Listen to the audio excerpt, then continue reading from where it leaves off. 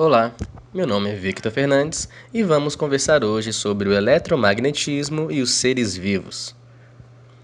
Nosso planeta possui um campo magnético funcionando como um grande ímã, como se fosse uma grande barra que perfura o planeta de polo a polo.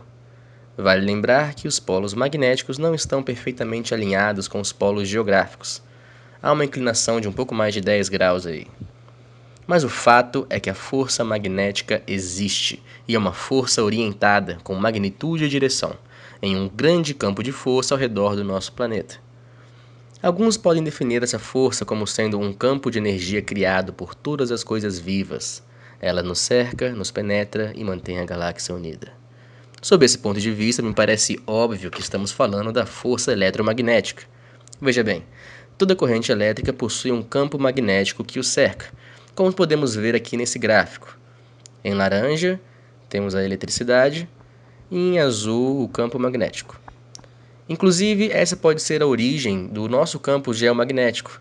Talvez ele seja formado pelas intensas correntes elétricas que circulam no interior do nosso planeta. Seres vivos usam impulsos elétricos para se movimentar. Afinal, essa é a forma que as células nervosas têm de se comunicar, através de impulsos elétricos. Se toda corrente elétrica é acompanhada por um campo magnético e seres vivos usam correntes elétricas para se comunicar e traduzir sinais intracelulares, todo ser vivo emite um campo de força eletromagnético.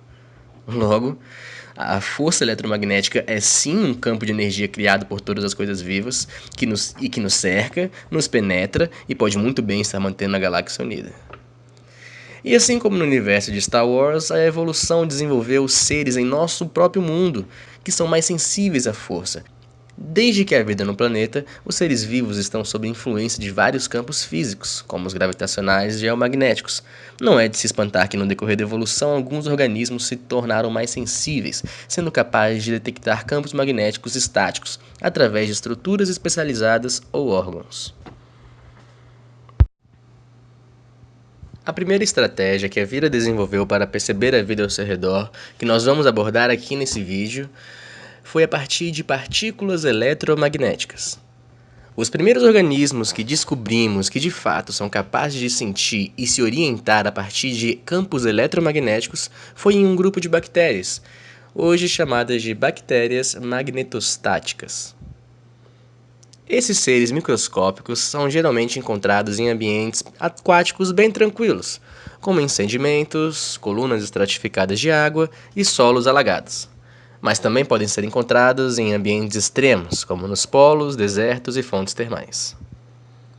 Essas bactérias percebem o campo geomagnético porque biomineralizam, ou seja, criam, sintetizam minerais magnéticos, geralmente nanopartículas de óxido de ferro, chamadas de magnetita, em organelas conhecidas como magnetossomos. Os magnetossomos são geralmente organizados em cadeias no citoplasma, funcionando como uma bússola intracelular. A orientação magnética ocorre de forma passiva. Isso significa que as bactérias apenas se orientam pelo campo magnético. Para se movimentar, elas utilizam seus flagelos. Elas não são simplesmente atraídas ou repelidas no meio em que habitam. Elas utilizam sua capacidade magnética para chegar aos sedimentos mais profundos, em lugares onde a concentração de oxigênio é mais baixa. Esses locais são ideais para se alimentarem e viverem uma vida tranquila. A segunda estratégia que vamos abordar aqui tem a ver com a indução eletromagnética. Existem seres com poderes elétricos, como o peixe amazônico poraquê. Podendo chegar até 2 metros de comprimento, a maior parte do seu corpo é constituída por músculos com estruturas celulares especializadas, chamadas de eletrócitos. Bom, vamos relembrar alguns conceitos aqui. Quando falamos em corrente elétrica, estamos dizendo que é um fluxo de elétrons. Os elétrons estão se movendo de um ponto a outro. Ao falar de voltagem, estamos nos referindo à tensão elétrica. Fazendo um paralelo com uma torneira, que temos em nossos banheiros e cozinhas, ao aumentar a voltagem, estaríamos aumentando a pressão com que a corrente iria sair dessa torneira. Quando falamos de ampere, estamos nos referindo à unidade de medida referente à quantidade de água que iria sair dessa torneira. Bom, dessa maneira, enquanto os músculos normais se contraem quando estimulados por um impulso nervoso, os eletrócitos são adaptados para gerar uma corrente elétrica de 0,15 volts quando excitados. No tecido muscular dos poraquês, os eletrócitos estão dispostos como pilhas em série, gerando descargas elétricas de mais de 500 volts. Isso é claro no ambiente de água doce, onde a condutividade elétrica é menor do que em ambientes de água salgada. Peixes elétricos, como algumas arraias, possuem mecanismos similares, mas ao invés de terem seus eletrócitos em seus tecidos organizados em série, as arraias possuem seus eletrócitos ligados em paralelo, aumentando a amperagem da sua descarga, e não a voltagem. O poraquê funciona como uma espécie de bateria viva. Permite uma circulação elétrica, um fluxo de eletricidade que gera um campo eletromagnético ao redor do animal. Os eletrócitos não só geram, mas também são capazes de captar eletricidade.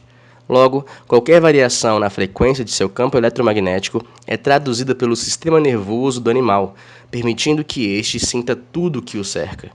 Isso é eficaz para encontrar possíveis presas escondidas e para efetuar as descargas elétricas quando algum predador invadir seu campo eletromagnético.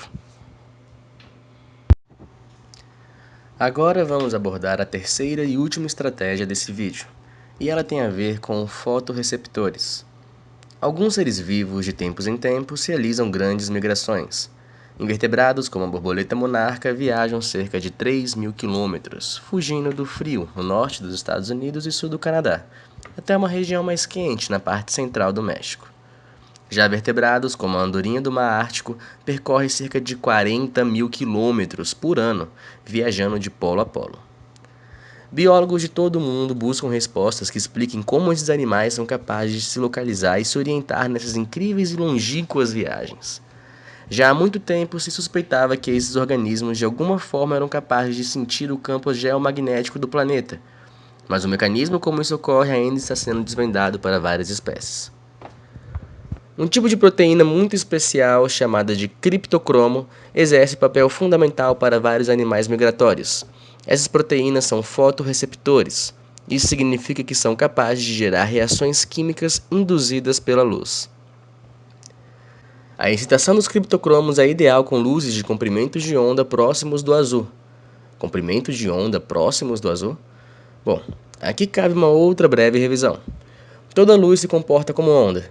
Ao analisar o espectro da luz visível, vemos que o vermelho possui baixa frequência e um comprimento de onda alto. Do outro lado do espectro, temos o violeta, com alta frequência e um comprimento de onda menor. E para fazer um elétron pular de um nível estacionário para outro, é preciso lhe excitar com uma quantidade de energia específica, nem mais nem menos. A quantidade de energia necessária vai depender dos átomos que compõem as moléculas do criptocromo. Sabemos que a quantidade de energia que um fóton carrega está associada à sua frequência. E para excitar as moléculas dos criptocromos, precisamos de uma luz com frequências que vão desde o azul até o ultravioleta. Testes realizados em drosófilas e em borboletas monarcas comprovam que estes animais só conseguem se orientar pelos ângulos de inclinação do campo magnético terrestre quando têm suas proteínas ativadas pela luz. Mesmo quando sob densa cobertura de nuvens, as borboletas e as moscas foram capazes de utilizar suas bússolas magnéticas internas. Isso porque a luz ultravioleta, que é invisível para nós, é capaz de penetrar através das nuvens e ativar os criptocromos. Como os criptocromos são fotopigmentos associados aos olhos de alguns animais, como as aves, acredita-se que a bússola magnética interna desses animais seria traduzida como dicas visuais, talvez como um conjunto de luzes ou cores que se alteram dependendo da direção. A partir de agora, vamos entrar no reino da biologia quântica, então as coisas podem parecer um pouco estranhas, mas não se preocupem, vou tentar ser o mais claro possível e não vou me aprofundar tanto nos conceitos quânticos. No criptocromo, os fótons fariam com que os elétrons fossem transferidos entre duas moléculas associadas à proteína, chamadas de radicais livres, tendo cada uma um elétron não emparelhado. Como os radicais livres foram produzidos simultaneamente, os dois elétrons ficam correlacionados, o que afeta um, afeta o outro simultaneamente. Esse fenômeno é chamado de coerência quântica. Esse estado de coerência quântica é muito sensível a efeitos de campo magnético. A interação do campo magnético terrestre poderia modificar a reatividade química das moléculas dos radicais livres, gerando sinais que seriam captados pelo cérebro dos animais. Essa teoria bioquântica foi elaborada utilizando drosófilas e borboletas monarcas como modelo.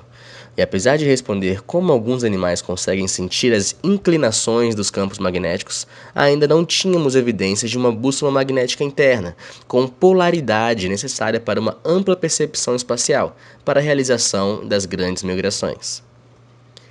Eis então que um trabalho mais recente hipotetizou que os criptocromos podem estar associados a outro tipo de proteína, que de forma similar aos magnetossomos das bactérias, são associados a minério de ferro.